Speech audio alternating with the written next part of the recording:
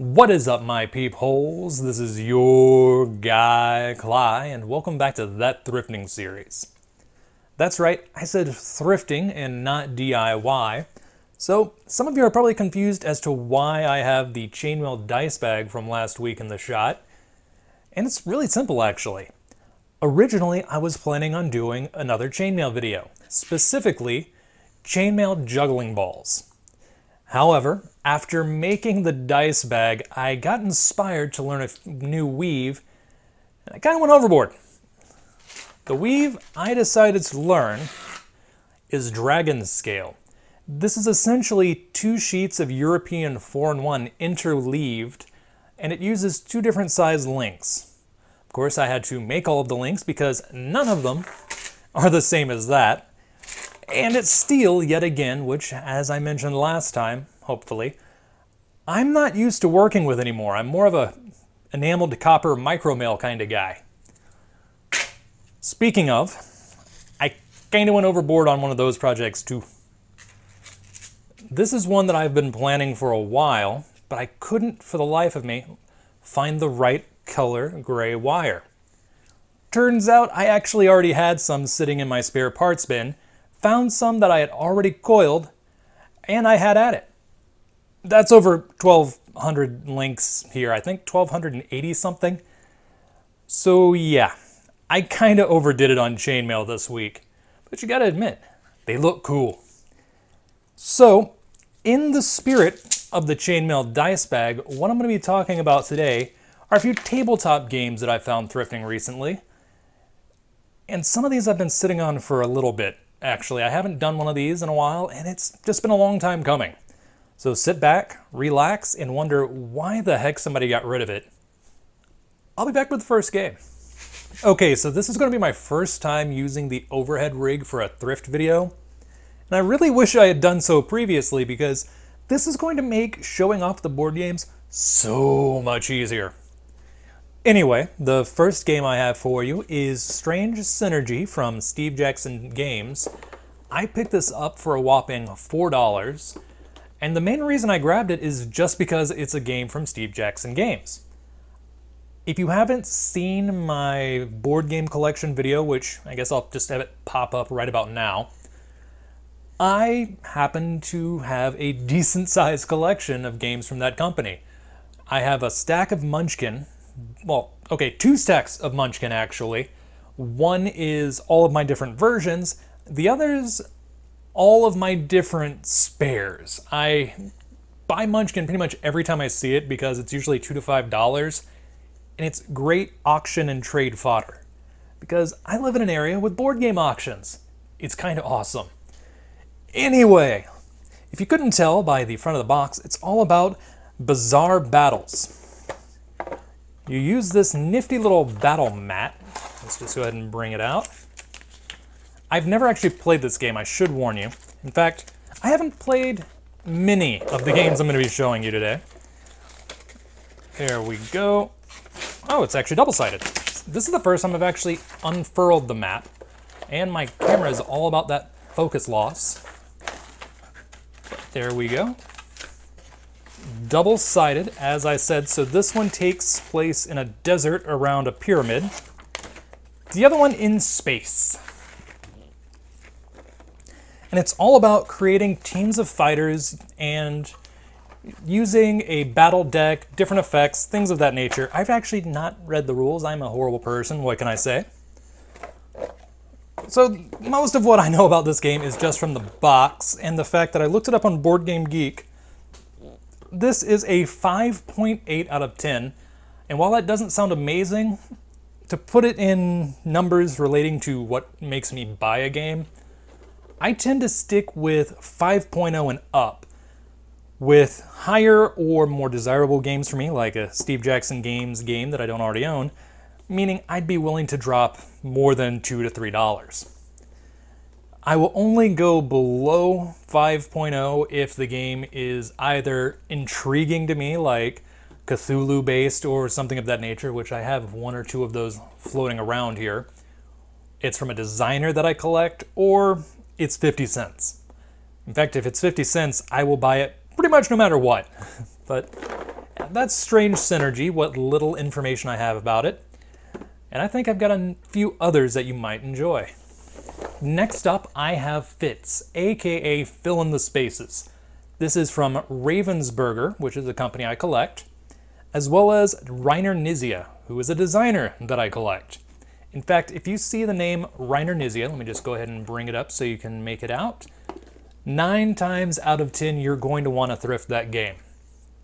In fact, some of the thrifting communities I'm part of always cheer when somebody finds a Nizia. Just keep that in mind. There's your thrift tip of the day. Originally, I wasn't going to grab this game, even though it was only $3, but then I saw Nizia's name, just because I've got enough shape placing games in my collection, but I couldn't justify leaving it. Even better, it's a 6.6 on Board Game Geek. Not the highest in my collection, but no slouch. However, I have to point out that this one is missing pieces. Specifically, it's missing 2 of the blue pieces. So, red is still completely sealed. Green and yellow are completely fine, so I can play this up to 3 players, no problem. All of the cards are here. The rules have seen better days, but on the plus side, all I really have to do is make a mold out of one of the green or yellow pieces, and I can make up what's missing on the blue. I've already done a tutorial on how to make molds in a previous video. I'm probably going to do the Ugu from my hot glue fidget spinner video. But yeah, other than that, it's completely, well, complete. Even better, I don't have to keep my tiles secret. I don't have to watch out for which ones I'm drawing, so there's no advantage gained over making my own pieces. Instead, the ones you have to fit into your board are dictated by the cards. And I'm so glad they're all here. I'm not going to go into too much detail with all of the games just because I've got a doozy coming up near the end of the video. So I'm going to go ahead and jump on to the next one. Next up, I have Ingenious, and I am so glad I grabbed this for $3. It's a little bit of a triple whammy in that it's from Fantasy Flight Games, which anybody who board games knows that name and knows if you see it for $3 or less, or $10 or less really, grab it and go. Just make your way to the register. Don't think about anything else. Next up, it's a Nizia. So that's a 2-for-1 special right there. But here comes the cool part.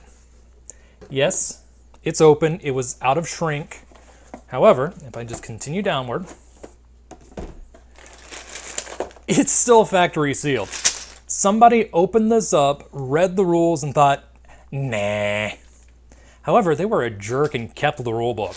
Why would you do that? Why would you open the game, get intimidated by the concept, put everything back in, donate it to a thrift store, but keep the rule book?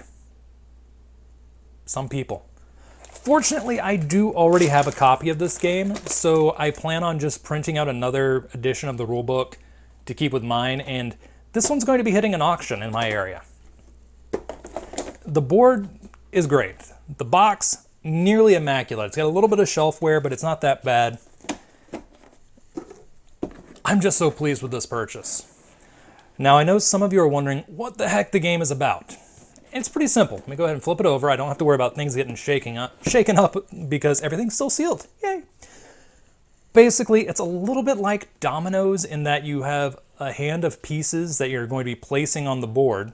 They have to place touching in certain manners, and you score points based on how many of a certain color are branching off of where you placed. But here's the trick.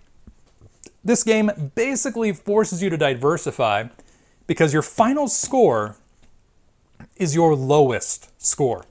You're keeping track of your score for each individual color, and whichever one of those is the lowest, that's the only one that counts at the end of the game. I actually do pretty well in this one. My girlfriend and I, we usually go 50-50, but there's some games that just prefer one or the other of us, and this one's my game. However, Settlers of Catan is her game. She whoops me bad. I really need to practice that game. Anyway, I think it's time to hop off of board games for just a second to show you an RPG book, because the last board game I need to show you is a doozy. I'm just going to keep saying doozy. Doozy, doozy, doozy. I'm just going to grab the books. So this is an RPG I didn't know existed. This is the Farscape role-playing game, and it's based off of a science fiction series from the early 2000s. Unfortunately, I'm actually pretty familiar with it. It's on Netflix, or at least the last time I checked, it was on Netflix. And my parents loved this series right when it first came out. Best part is this cost me a whopping $2. That's right, just $2. Any RPG book that I find at Goodwill, unless they recognize the fact that it is an RPG and put it in the case for an obscene amount of money, I tend to get for $2. There is a downside though. This is not the only book I need. This book in specific is from AEG, but it's based off of the OGL, or Open Gaming License, from Wizards of the Coast. Specifically, the version based off of D&D 3.0 as opposed to 3.5, which Pathfinder and a crap ton of other stuff are based on. But there's an upside. I got this for $2 as well. I got this a while back, but I haven't shown this copy in a video. I actually have more than one. And to round out the set, I also found the Dungeon Master's Guide, though this isn't necessarily required to play Farscape. Here's the better part. I even have the character generator CD-ROM in the back of this book. Never been opened. So that's nice. Each one of these set me back $2. And I could make an entire playlist of the RPG stuff that I've picked up from thrift stores and game auctions. You know, if there's enough of a demand, I might just do that. I've got one more thing to show you for today's video. And did I mention it's a doozy? Because it is dollar for dollar my most valuable thrift store find. In fact, if you go with the higher estimates of its value, it is actually my most valuable thrift store find. Enough of a build-up, let's just go right to it. So I completely forgot to mention the BGG score on Ingenious, and that is 7.2. This is 7.6. That alone surprised the crap out of me. Yes, it's an Avalon Hill. Yes, it's Star Wars. But it's based on the prequels. I was going into this expecting it to be complete and utter garbage. I mean, my girlfriend snagged it off the shelf. She's actually really good at spotting valuable games and good games because she is a fellow gamer. But she also saw prequels and we were both like, oh, but it's $5. Let's look it up anyway. And then I saw the gamer score, so I thought, okay, let's grab it. And as we were walking through the store, I looked up the value. That's when my jaw kind of needed to get picked up off the floor, because based on the condition, this can sell between $300 on a bad day to over $600. And it's in great shape. It's got a little bit of squish here, a little bit of squish and box damage there, but that's it. It is inside complete, 100% complete, all the way down to the extremely crappy red dice they originally included. And it kind of got shaken up, so I am not going to be doing a full piece breakdown, but the sculpts in here are just astounding. And from what I can tell, I haven't done that much digging into the rules, which are actually sitting underneath these trays. But I've not done much digging into the rules. It seems to be a skirmish battle game, which is not so much my favorite type of game.